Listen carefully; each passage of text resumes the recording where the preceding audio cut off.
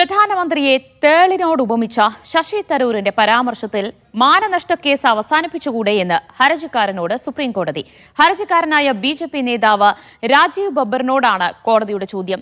എന്തിനാണ് ഇത്ര വികാരം കൊള്ളുന്നതെന്ന് പരാതിക്കാരനോട് കോടതി ചോദിച്ചു.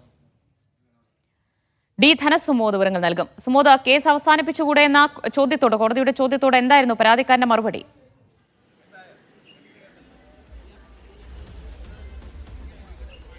കേസ് മറ്റൊരു ദിവസത്തേക്ക് മാറ്റിവെക്കുകയായിരുന്നു ചെയ്തത്. കേസ് പരിഗണിച്ചപ്പോൾ തന്നെ ജഡ്ജി ജസ്റ്റിസ് എം സുന്ദരേശാണ് ഈ ചോദ്യം പരാതിക്കാരനോട് ചോദിച്ചത്. പരാതിക്കാരൻ്റെ അഭിഭാഷകനോടാണ് ചോദിച്ചത്. അദ്ദേഹം ഹർജിക്കാരനോടുകൂടി സംസാരിച്ചതിന് ശേഷം മാത്രമാണ് ഇത്തരത്തിലൊരു കൃത്യമായ ഒരു മറുപടി കോടതിക്ക് നൽകാൻ കഴിയുന്നത്.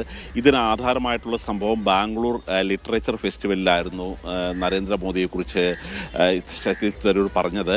അതായത് ശിവലിംഗത്തിൽ ഇരിക്കുന്ന ഒരു തേളിനെ പോലെയാണ് മോദി ഇന്ത്യയിൽ ഇരിക്കുന്നത്.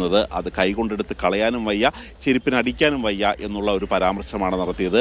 ഇത് താൻ സ്വന്തമായി കണ്ടുപിടിച്ച് നടത്തിയ ഒരു പരാമർശമല്ല. 2012 കാരവനിൽ ഒരു പേര് വെളിപ്പെടുത്താൻ കഴിയാത്ത രീതിയിൽ ഒരു RSS നേതാവ് പറഞ്ഞ അതേ വാചകം താൻ ഏറ്റുപറയുകയാണ് ഉണ്ടായത് എന്നുള്ളൊരു കാര്യമാണ് പറഞ്ഞത്. ആദ്യം ഈ കേസ് പരിഗണിച്ചിരുന്നത് ഡൽഹി ഹൈക്കോടതിയായിരുന്നു. പിന്നീട് ഈ ഡൽഹി ഹൈക്കോടതിയിൽ ഈ കേസ് റദ്ദാക്കണം എന്ന ആവശ്യം ശശി തരൂർ ഉന്നയിച്ചെങ്കിൽ പോലും റദ്ദാക്കാൻ ഹൈക്കോടതി തയ്യാറായിരുന്നില്ല. ഇതേ തുടർന്നാണ് സുപ്രീം കോടതിയിലേക്ക് വന്നത്.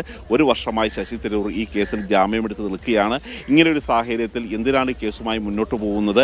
നമ്മുടെ നേതാക്കന്മാർക്ക് ഇത്തരത്തിലുള്ള ആക്ഷേപങ്ങളേക്ക് സഹിക്കാൻ അവർക്ക് ഒരു തൊലിക്കട്ടി ഉണ്ട് എന്നുകൂടി ഒരു പരാമർശം നടത്തിക്കൊണ്ടാണ് കേസ് അവസാനിപ്പിച്ചുകൂടെ എന്നുള്ളൊരു കാര്യം ഹർജിക്കാരനെതിരായ മാനനഷ്ട കേസ് അവസാനിപ്പിച്ചുകൂടെ എന്നായിരുന്നു പരാതിക്കാരനോട് സുപ്രീം കോടതിയുടെ ചോദ്യം. വിശദാംശങ്ങളാണ് ധനസുമോദ് നൽകിയത്. ഇനി